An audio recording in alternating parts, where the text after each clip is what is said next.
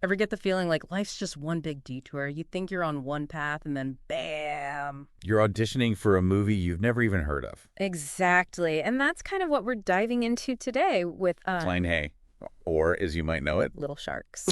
there you go. This German film, total La La Land vibes, but instead of, bursting into song every 5 minutes, Right. our characters are, well, they're trying to navigate the hilarious and, let's be honest, sometimes brutal world of actors. Yeah, and it's 90s Germany, which adds a whole other layer to it, right? I mean, this isn't your typical Hollywood underdog story. German cinema, it often embraces this realism, It's about the humor and the struggles of everyday life. It gives Kleine Haie this really unique flavor, I think. Yeah, totally. And speaking of unique flavor, you've given us 2 amazing articles on this. One's like a deep dive into all the characters, like their backstories, motivations, the whole shebang. Right. And then the other one focuses more on like how the film was made, how people reacted to it, all that good stuff. So our mission, if we choose to accept it, and I think we do, is to kind of blend these perspectives, see why this little indie film from the 90s still resonates today. Yeah, a mission I'm confident we can handle. I love the enthusiasm. Okay, so let's meet these little sharks, shall we? First up, we've got Ingo. Picture this, he's delivering a pizza. Okay. And he stumbles right into an audition. Talk about being in the right place at the right time. It's like fate, right? But it really speaks to that universal idea of, unexpected opportunities. Like sometimes you don't go looking for your passion, it finds you. And it gets better. This Ingo, he's got a secret. Turns out he's an aspiring sci-fi writer. No way. I know, right? And the film, it weaves this into his move to Munich so well. Like, he's juggling this crazy imagination with, like, the very real anxieties of making it as an actor. And that's where Kleine Haie gets really interesting, I think. It doesn't shy away from that grit, that grind of pursuing a dream, especially a field like acting. 1 minute they're all bright-eyed, and then, bam, reality hits. Oh, yeah, it's not all red carpets and champagne, that's for sure.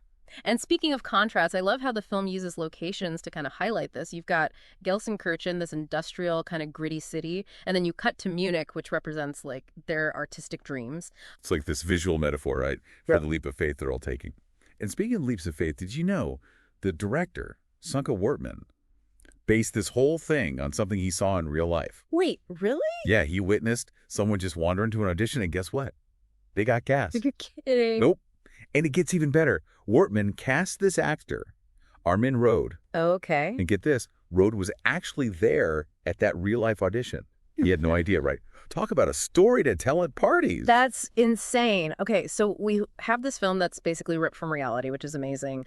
But what about its lasting impact? I mean, you've got Jürgen Vogel, Kai Weisinger, Gideon Burkhardt. They were all basically unknowns back then now.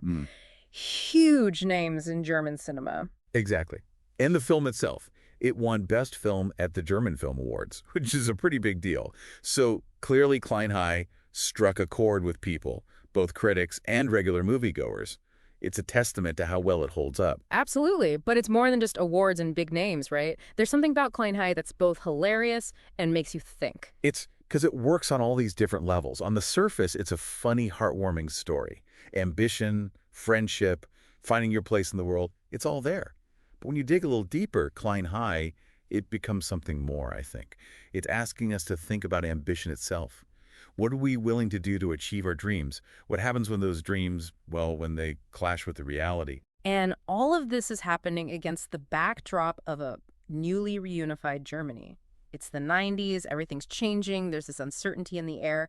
Kind of mirrors what our characters are going through, don't you think? It's like the whole country is figuring out its next act. Just like Ingo and his friends. They're all searching for something. And that's what makes it so universal, right? It's not just about, chasing some big glamorous dream. It's about the little stuff. Exactly. It's the friendships, the struggles, even those awkward moments where you're like, did I really just say that out loud? We've all been there. Oh, totally. Trying to figure things out, find your people. And Kleine Haie, it nails that feeling of finding your tribe. Even if they're, well... It's just say an unlikely bunch. Yeah, like Ingo, Johannes, and Ali. Talk about a motley crew, right? Right. You've got these totally different personalities thrown together, and it's hilarious. The way they interact, misunderstand each other, push each other's buttons, pure comedic gold. Like that scene, they're all crammed in Ingo's, beat-up Camaro driving to Munich. Yeah. Each of them is freaking out about the future, but at the same time, they're feeding off each other's energy. Yeah. It's both hilarious and kind of heartwarming, you know? Oh, absolutely. And who could forget those sci-fi stories Ingo's always cooking up? Those little snippets the film throws in, they add this whole other layer of, like, absurdity. Right. It's like he's trying to escape reality with these wild tales of aliens and laser beams. It's the perfect contrast, though, right? Because here he is battling real-life stuff like paying rent and trying to impress this girl he likes. Exactly. It's that clash that makes him so relatable. Yeah, totally. He's just this guy, you know, with a head full of crazy dreams trying to figure it all out. And Kleine Haie, it doesn't shy away from those awkward, sometimes cringy moments of being young and clueless.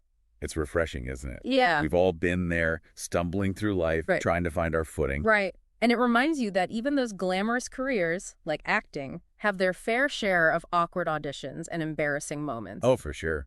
And speaking of which, the film doesn't sugarcoat the tough stuff. Rejections, disappointments, cutthroat competition, our little sharks face it all. Which is where their bond comes in, right? Yeah. That support system, those ride-or-die friends who get you through the tough stuff. Exactly. It's that connection, despite their differences, that keeps them grounded.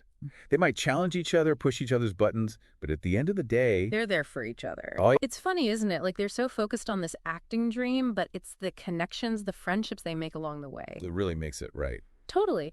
And we can't forget, this is all happening in a newly reunified Germany. Right. It's the 90s. Everything's changing. There's this, like, energy of uncertainty. Kind of mirrors our characters' journeys, don't you think? Absolutely. It's like the whole country's going through this collective what's next moment, just like Ingo, Johannes, and Ali. Yeah. You know what captures that perfectly? The soundtrack. Oh, yeah.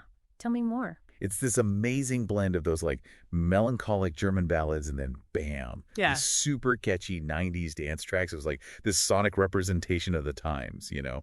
Yeah. Nostalgia mixed with this sense of anything is possible. You know, it's one thing to tell a good story, but Kleine Haie, it kind of plays with the format, gets a little experimental at times. You're talking about those fourth wall breaks, right? Where they pull you right into Ingo's...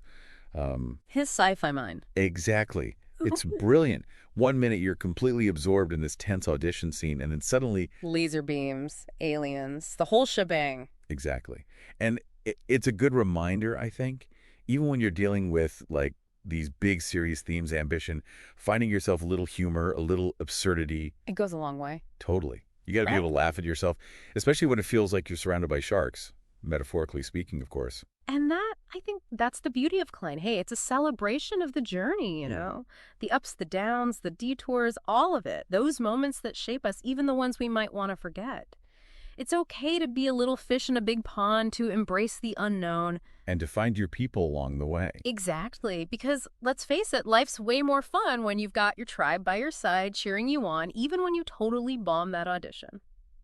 So, to wrap things up, if you're looking for a film that's both hilarious and thought-provoking, that celebrates those messy, unpredictable journeys we call life, Kleine Haie, is it? it's a reminder that sometimes the most fulfilling paths are the ones we least expect. And maybe, just maybe, it's okay to embrace the little shark within us all.